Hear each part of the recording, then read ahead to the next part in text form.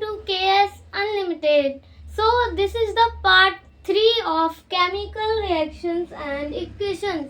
So आज के इस वीडियो में हम देखने वाले हैं endothermic reaction and exothermic reaction. Okay, so endothermic reaction क्या होती है, तो इसमें क्या होता है, heat is absorb by the system. And exothermic reaction में क्या होता है, heat is released by the system. ठीक है, तो इसमें हीट एब्जॉर्ब हो रही है, एंडोथर्मिक में हीट जो है एब्जॉर्ब हो रही है, एक्सोथर्मिक में रिलीज हो रही है, बाहर जा रही है. तो इसको हम ऐसे समझ सकते हैं, ई एन से हम समझ सकते हैं क्या, हीट जो है क्या एंटर हो रही है, हीट क्या हो रही है, एंटर हो रही है, अंदर आ रही है. और एक्सोथर्मिक इसमें ई एक्स से आप देख सकते हैं, ई एक्स मतलब हीट क्या हो रही है, एग्जिट हो रही है, बाहर जा रही है. ठीक है, तो एंडोथर्मिक रिएक्शन में हीट जो है एब्जॉर्ब हो रही है, एंटर कर रही है, और एक्सोथर्मिक में हीट जो है रिलीज हो रही है, बाहर जा रही है. और क्या सेकंड पॉइंट है, surrounding becomes cool. Endothermic reaction में अब जब हीट जो है एब्जॉर्ब हो रही है रिएक्शन के दौरान, तो जो आसपास का जो वातावरण होगा, सराउंडिंग होंगी, वो कैसी होगी, कूल हो जाएगी. और टेम्परेचर डिक्रीज, सराउंडिंग कूल होगा तो क्या हो जाएगा, टेम्परेचर डिक्रीज हो जाएगा अपने आप. And enthalpy change equals to positive रहेगा. जो एंथैल्पी चेंज है वो कैसा रहेगा, पॉजिटिव होगा. एंथैल्पी चेंज क्या होता है, किसी केमिकल रिएक्शन के दौरान कितने अमाउंट ऑफ हीट जो है रिलीज या एब्जॉर्ब हो रही होती है, तो वही होता है एंथैल्पी चेंज. तो एंडोथर्मिक का एंथैल्पी चेंज कैसा होता है, पॉजिटिव होता है. ठीक है, और अब बात कर लेते हैं एक्सोथर्मिक रिएक्शन की. एक्सोथर्मिक रिएक्शन क्या है, heat is released by the system. इसमें हीट क्या है, रिलीज हो रही है, बाहर जा रही है. और क्योंकि हीट जो रिलीज हो रही है, तो एनवायरनमेंट में बाहर के सराउंडिंग्स में वो रिलीज हो रही है, तो बाहर के सराउंडिंग कैसी हो जाएगी, हीट अप हो जाएगी, हीट जो है बढ़ जाएगी, और टेम्परेचर भी इंक्रीज हो जाएगा, टेम्परेचर भी बढ़ जाएगा. और एंथैल्पी चेंज इसका नेगेटिव होगा. और ये कुछ एग्जाम्पल है एंडोथर्मिक रिएक्शन के, फोटोसिंथेसिस है, मेल्टिंग ऑफ आइस है. और एक्सोथर्मिक रिएक्शन में कंबशन ऑफ फ्यूल है, बर्निंग ऑफ कैंडल है. तो एंडोथर्मिक रिएक्शन के दौरान अगर ये एग्जांपल हम मेल्टिंग ऑफ आइस से अगर समझे, तो ये क्या है, आइस है. अगर इसको बाहर रखी हुई है, सराउंडिंग्स में रखी हुई है, तो क्या होगा, इसमें केमिकल चेंज आने लगेंगे. और जो हीट होगी, आसपास की जो एनवायरनमेंट की हीट होगी, वो ऐसे करके ये देखिए एब्जॉर्ब हो रही है, हीट जो है इसके अंदर एब्जॉर्ब हो रही है और मेल्टिंग स्टार्ट हो रही है, आइस जो है मेल्ट होना शुरू हो रही है. तो ऐसे बनेगी एंडोथर्मिक रिएक्शन. और एक्सोथर्मिक रिएक्शन के दौरान क्या है, ये फ्यूल जो है बन रहा है, और ये जो फ्यूल जल रहा है, तो हीट जो है कैसी, टेम्परेचर बढ़ रहा है, और हीट रिलीज हो रही है एनवायरनमेंट में, सराउंडिंग्स में हीट जो है रिलीज हो रही है. एंडोथर्मिक एंड एक्सोथर्मिक रिएक्शन आपको क्लियर हो रही होंगी, आप इसको नोट कर सकते हैं. तो चलिए अब इसके बाद हम देख लेते हैं बैलेंस्ड केमिकल इक्वेशन. ये क्या होते हैं, केमिकल इक्वेशन पढ़ा हमने, तो अब ये बैलेंस केमिकल इक्वेशन क्या है, बैलेंस से आप समझ रहे होंगे जिसका तालमेल हो, बराबर हो. ठीक है, तो केमिकल रिएक्शन में क्या होते हैं, रिएक्टेंट्स एंड प्रोडक्ट्स होते हैं. तो हमारे number of reactants equals to number of products रहेंगे, यानी जितना हमने रिएक्टेंट लिया था उतना ही हमें अगर प्रोडक्ट मिलता है, तो वो हमारी जो है केमिकल रिएक्शन बैलेंस है. अगर हमने नंबर ऑफ एटम किसी रिएक्टेंट में 2 लिए और वो प्रोडक्ट बन के 1 ही रह गए, तो वो क्या हो जाएगी, अनबैलेंस केमिकल इक्वेशन हो जाएगी.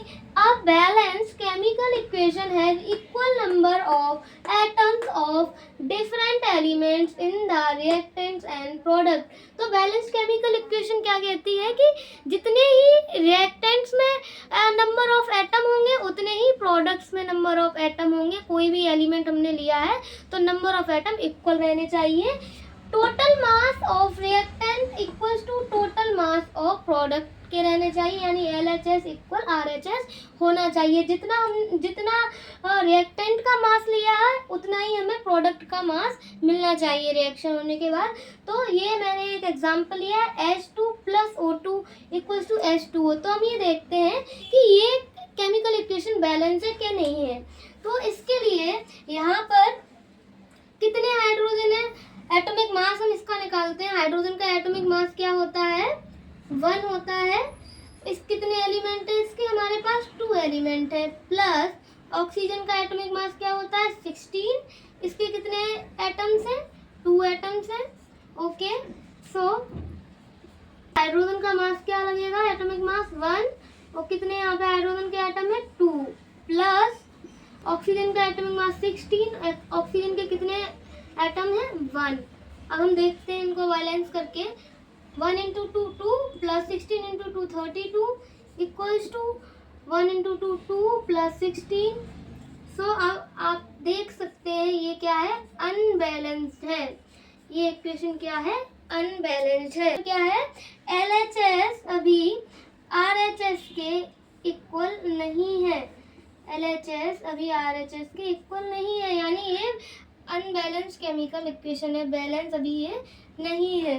इसको बैलेंस करने के लिए हम क्या करेंगे, एटम्स को बराबर बनाएंगे। जितने हाइड्रोजन के एटम यहाँ पर है उतने ही यहाँ होने चाहिए। अब ये देखिए, यहाँ हाइड्रोजन तो 2 है, यहाँ भी 2 है, लेकिन यहाँ ऑक्सीजन कितने हैं, यहाँ ऑक्सीजन 2 है, यहाँ कितने हैं, 1 है। तो उसके लिए हम क्या करेंगे, अगर यहाँ 2 लगा देते हैं, यहाँ 2 का मल्टीप्लाई कर देते हैं इस फॉर्मूले में, तो अब क्या हो गया, यहाँ हाइड्रोजन 4 हो गए, 2 × 2 4, और ऑक्सीजन कितने हो गए, 2।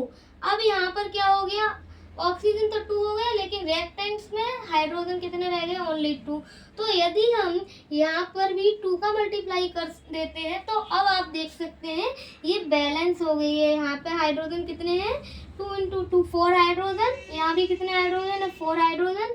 यहाँ ऑक्सीजन कितने हैं, 2, यहाँ भी कितने ऑक्सीजन है, 2 ऑक्सीजन। तो इस तरीके से हमारी बैलेंस केमिकल इक्वेशन हो गई है। अगर इसको हम दोबारा मास निकाल के देखते हैं इसका, दोनों तरफ का, तो देखते हैं LHS इक्वल RHS आता है कि नहीं। हाइड्रोजन के कितने एटम्स हैं, 4 × 1 प्लस ऑक्सीजन के 2 × 16 प्लस यहाँ इक्वल्स टू यहाँ हाइड्रोजन के कितने एलिमेंट है, 4 × 1 प्लस ऑक्सीजन के कितने एलिमेंट हो गए यहाँ पे, 2 × 16। तो 4 प्लस 16 × 32 इक्वल्स टू 4 प्लस 16 × 32। इनको यहाँ ऐड करेंगे तो 4 प्लस 32 क्या हो गया, 36 इक्वल्स टू ये भी 36। तो यहाँ पर LHS इक्वल्स टू RHS हमें मिल गया है, यानी कि mass of reactant equals to mass of product हमें मिल चुका है। तो यानी कि अब हमें पता चल गया, ऐसा करने पर ये जो रिएक्शन है हमारी वो कैसी हो गई, बैलेंस हो गई। इक्वेशन कैसी हो गई, बैलेंस हो गई। इस तरीके से हम केमिकल इक्वेशन को बैलेंस कर सकते हैं। कुछ और एग्जांपल लेके अभी मैं आपको समझाती हूँ। तो अब कुछ और एग्जांपल देख लेते हैं balance and unbalance chemical equation के।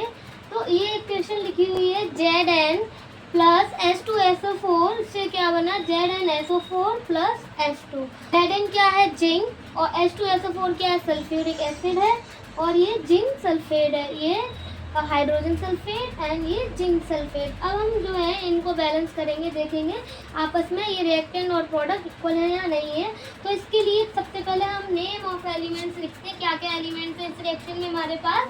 पहला है zinc, Zn, hydrogen, sulphur and oxygen. तो ये 4 एलिमेंट्स हैं हमारे पास यहाँ पर इस इक्वेशन में। इनको देखते हैं कि ये रिएक्टेंट्स और प्रोडक्ट में इक्वल है या नहीं है। तो रिएक्टेंट में जिंक कितना है, 1 है, ओके। प्रोडक्ट में जिंक कितने हैं, इधर 1 है। इधर हाइड्रोजन कितने हैं रिएक्टेंट में, इधर नहीं है, इधर कितने हैं हमें दिख रहा है, 2 हाइड्रोजन है। प्रोडक्ट में कितने हाइड्रोजन है, प्रोडक्ट में भी 2 हाइड्रोजन है। सल्फर देख लेते हैं फिर, यहाँ कितने सल्फर है, 1 सल्फर है रिएक्टेंट में, प्रोडक्ट में भी ओनली 1 सल्फर है। और फिर ऑक्सीजन, यहाँ पर रिएक्टेंट में कितने ऑक्सीजन है, 4 एलिमेंट्स हैं ऑक्सीजन के। फिर यहाँ पर भी प्रोडक्ट्स में भी 4 है ऑक्सीजन के एलिमेंट, कितने हैं, 4 है। देख सकते हैं कि जिंक रिएक्टेंट में भी 1, प्रोडक्ट में भी 1, हाइड्रोजन हीट रिएक्टेंट में 2, प्रोडक्ट में 2, सल्फर भी रिएक्टेंट में 1, प्रोडक्ट में 1, ऑक्सीजन भी रिएक्टेंट में 4 एंड प्रोडक्ट में 4। तो यहाँ पर number of reactant equals to number of product है। तो ये इक्वेशन कैसी है? बैलेंस्ड है। ये कैसी इक्वेशन है? बैलेंस्ड है। इसमें हमें कुछ भी चेंज करने की ज़रूरत नहीं है। तो अब नेक्स्ट इक्वेशन देखते हैं। ये लिया CH4O2 CO2 एंड H2O। तो देख लेते हैं यहाँ पर कार्बन कितने हैं? 1, यहाँ भी 1 है। हाइड्रोजन यहाँ पर कितने हैं? 4, लेकिन यहाँ कितने हैं? 2। तो ये केमिकल इक्वेशन कैसी? अनबैलेंस्ड है। अभी यहाँ ऑक्सीजन भी 2 है, लेकिन यहाँ कितने हैं? 1, 2 एंड 3। तो इसको हम बैलेंस करते हैं। बैलेंस करने के लिए हम दोनों तरफ मल्टीप्लाई करते हैं किसी नंबर का। इधर 2 का अगर हम देखो मल्टीप्लाई करते हैं तो यहाँ क्या हो जाएगा? कार्बन 2, हाइड्रोजन कितने? 4 2 जा 8 हाइड्रोजन। और यहाँ भी हम जो है 2 का मल्टीप्लाई कर देते हैं। ओके, फिर यहाँ हम 4 का मल्टीप्लाई कर देते हैं और यहाँ भी 4 का मल्टीप्लाई कर देते हैं। तो अब हम देखेंगे क्या कि यहाँ पर कार्बन एटम कितने हैं। एक बार हम फिर से इसी तरीके से लिखते हैं। कितने एलिमेंट्स हैं टोटल हमारे पास? 3, carbon, hydrogen and oxygen. Okay, तो कार्बन के एलिमेंट कितने हैं यहाँ पर? यहाँ कितने हैं? 2। ओके, प्रोडक्ट में कितने हैं? प्रोडक्ट में भी 2 कार्बन। ओके, हाइड्रोजन यहाँ कितने हैं रिएक्टेंट में? 2 4 जा 8। प्रोडक्ट में कितने हैं? 2 4 जा 8। ओके, और रिएक्टेंट्स में ऑक्सीजन कितने हैं? 4 2 जा 8 एंड प्रोडक्ट में ऑक्सीजन कितने हैं? 2 2 जा 4 एंड 4 8 ऑक्सीजन। तो अब हो गई है केमिकल इक्वेशन बैलेंस, क्योंकि number of reactant equal to किसके हो गए? नंबर ऑफ प्रोडक्ट्स के। तो ये भी इक्वेशन कैसी हो गई? बैलेंस केमिकल इक्वेशन हो गई।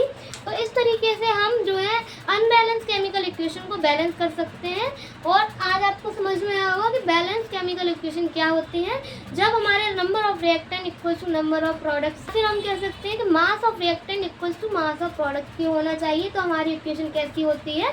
बैलेंस होती है। और कुछ इस तरीके से हम देख सकते हैं इक्वेशन बैलेंस है या नहीं है। और इस तरीके से हम जो है इक्वेशन को बैलेंस कर सकते हैं। नंबर्स को मल्टीप्लाई करके हमको देखना पड़ता है कि किधर एलिमेंट जो है सेम होने चाहिए रिएक्टेंट एंड प्रोडक्ट में। होप सो आपको आज की वीडियो समझ में आई होगी। आगे के टॉपिक्स जो है हम नेक्स्ट वीडियो में कवर करेंगे। ओके, आपको मेरी वीडियो पसंद आ रही है तो वीडियो को एक लाइक ज़रूर कर दें और चैनल को सब्सक्राइब कर लें। तब तक के लिए बाय बाय।